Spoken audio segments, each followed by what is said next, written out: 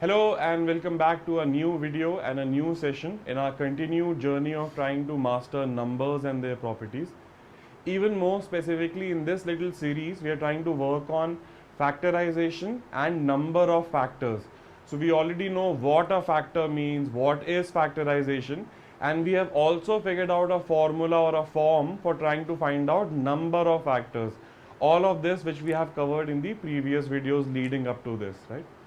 In today's session, we want to take that discussion further. Again, look at a number and its factors and see what else can we notice. So we'll notice a very simple pattern, and then as we move forward, we'll try and use that pattern to solve some kind of algebraic equations. But the starting of the topic is going to be very easy. I give you a simple enough small number and I say, let's say the number is 45, and I ask you to just find the factors of 45 and write them in a row. So the first factor would obviously be 1, the next factor would be 3, 5, 9, 15, 45. This I am just doing it manually, I am not even thinking of the factorized form, which would have helped, by the way.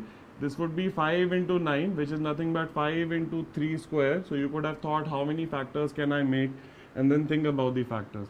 Now once you arrange them in a row, in a linear sort of arrangement, you will notice that if you take the first factor and the last factor and if you multiply them, you get the original number. So 1 into 45 gives you 45.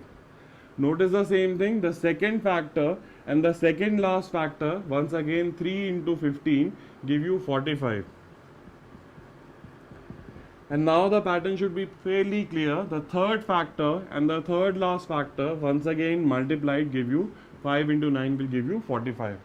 So I notice that if I take a number, and we are starting with a small number once again because that is a key learning technique. Whenever you are trying to learn or master a concept, go for a small number, try and grasp the pattern in your hands physically, and then you will know if the number also becomes 450, the logic will remain the same. The first factor into the last factor will give you the number. The second factor into the second last factor will give you the number, right? So let's try out a couple of more numbers and get comfortable with this view and see what changes if the number changes at all, right? So let's try and understand the same idea with one more example just to see and test if the logic works for other numbers or not. Maybe we were just lucky with the number 45. So think of the factors of 60 and you'll see 1. And then you can start thinking backwards also. If the first factor is 1, the last factor is definitely going to be 60, right? And if the second factor is 2, the last factor, you can check, second last factor is 30. 2 into 30 is going to give you 60. So the logic is pretty much working. But still, let's go into detail. Factors will be 1, 2, 3, 4, 5, 6, 10, 12, 15 and 20. And now notice 1 into 60, a pair, 1 into 60 gives you the original number. Second factor, second last factor, the pair gives you the original number. Third factor, third last factor, and then you can just connect them all together.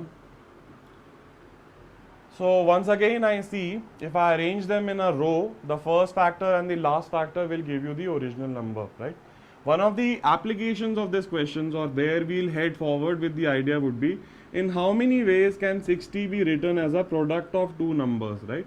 So you can see 60 can be written as a product of two numbers if you arrange them in the row. If you arrange all the factors in a row and you see that the pairs are going to give you 60, so the question will be how many pairs can you form?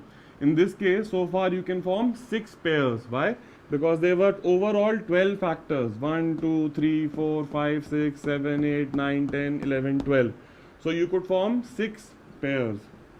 This is just an introduction. We're not going into too much detail because there will be further scenarios. A can take which values, B can take which values. But just trying to understand, yes, that this logic works. The first and the last factor multiplied give you the original number. And then how or where this might lead, I might ask you in how many ways can 60 be written as a product of two numbers, which we'll do later. But as of now, we just notice the pattern. So even here, even for this number, everything was getting neatly paired up. And if it was getting paired up, that means the number of factors must be even. So even in the previous example, the number of factors was even. Even here, the number of factors is even. So now we should take our theory and test it and see what happens when the number of factors is not even or when it is odd. So let's try 36 as a number and try and list down the factors. So I'll see 1, 2, 3, 4, 6, 9, 12, 18 and 36. So let's try the pairing 1 and 36. 1 into 36, yes, it gives you 36. Second factor, second last factor, 2 into 18, yes, you get 36. 3 into 12, 4 into 9. But what about this one? And count the number of factors. You have 1, 2, 3, 4, 5, 6, 7, 8, 9. 9, that means you had odd number of factors, right? And if we learn this and try and understand this, we'll get one more insight very, very quickly. That would be about whether the number is a perfect square or not itself, right? So let's see, what do I do with this 6 now? I notice that if I take this 6 and multiply to itself, that means the pairing is with itself, you get 6 into 6 is equal to 36. And this pairing with itself also means that this 36 is a perfect square. That's what the definition of a perfect square was. Everything should be paired. At a layman level, the definition was everything should be neatly paired. I see 6 and 6 is paired together, so I also know that 36 is a perfect square, which I knew anyway, but I notice, okay, this is what is happening here, right? So I can notice now a couple of things. One, that the perfect square has odd number of factors. This I have seen by example, not by any theory so far, but I'm noticing that in this case at least it has an odd number of factors. And when there is a perfect square, the story changes a little. The first factor, the last factor, the second factor, the second last factor, and the middle factor into itself gives you the original number. So my two scenarios would be what happens when the number of factors is even, everything gets paired perfectly, there is no problem as such.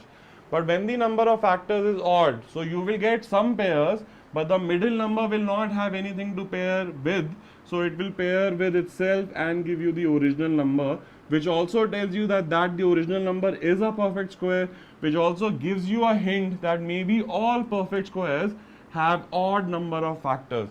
So let's look at a perfect square now and see whether that's true or not.